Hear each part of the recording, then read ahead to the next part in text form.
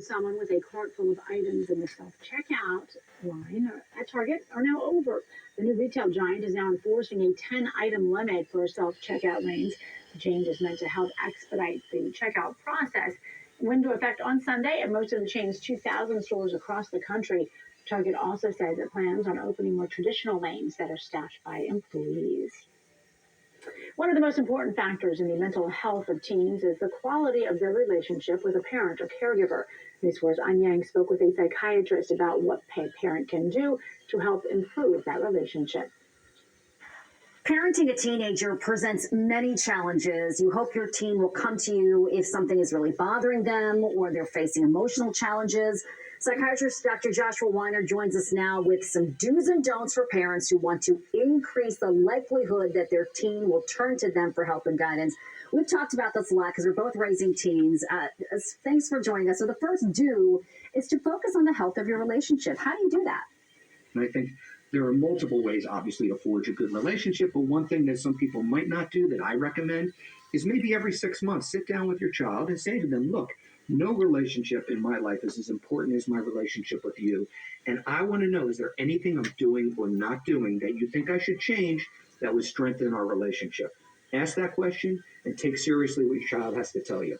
Wow, it seems simple, but I bet you a lot of parents don't do that often enough. So you say one big don't is not to offer unsolicited advice. That's hard to do. Explain. I say this all the time because it is so critical. Most of the time when kids come to you and they're upset about something, it's the reflex of the parents to want to try to solve the problem and they want to start giving advice. That is not what anybody wants. Really, really bite your tongue, resist that temptation. I would say at the end of listening to everything that your child or teenager has told you about what's going on, say, look, what are some of your thoughts about what you think you should do about this? They probably have given a lot more thought than you have, and they might have some better ideas than you, and they understand the situation probably better than you do. And I think that you don't want to just give the advice. And if you do want to give advice, you say, look, do you mind if I give you some advice? Or would it be okay if I gave you some advice? And you could say, it's okay if you say no. If you just wanted to vent, that's totally cool with me. Another do, according to you, is to be mindful of the intensity of your emotional response. Can you talk about that? Yes, this is a big one. I will have a lot of teenagers tell me, look, I'd like to be able to talk with my parent about what's going on, but I hate it because when I talk to them, they get so upset or they get so angry. And now I have to worry about them and their emotional response. And so I think it's really important for parents to try to maintain their cool, even though it's so hard because you love and care about your kids so much. And when they're upset, you're upset. But you have to keep that in check because if you go overboard in your emotion, it's going to turn them off. They're not going to want to come to you.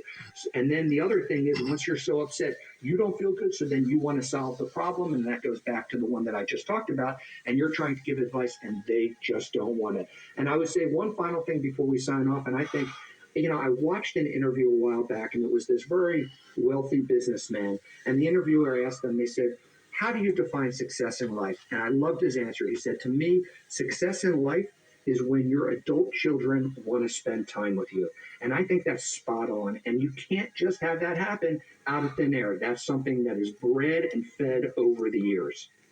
Absolutely. I hope for that for my family for sure. Dr. Joshua Weiner, we all do. Thanks so much for that great advice. Appreciate it. All right. Thank you. I love that. All right, still ahead, the key to finding friendship and why it's so important. First at 4. Breaking down the stories happening now with crews across the region and in your community. Explaining how the big story could affect your family, safety, or your money. First at 4 on News 4 at 4, working for you.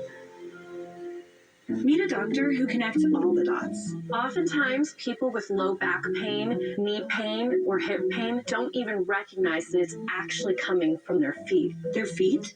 For real? Absolutely, 100%. It can have a domino effect because their foot and their ankle aren't supported properly. Their whole body is out of whack. Getting back into whack? Good feet arch supports could help. Keeping your body in good alignment, that can go a long way. See what we can do for you with a free arch support fitting at the Good Feet store. Every community needs a heartbeat to connect it.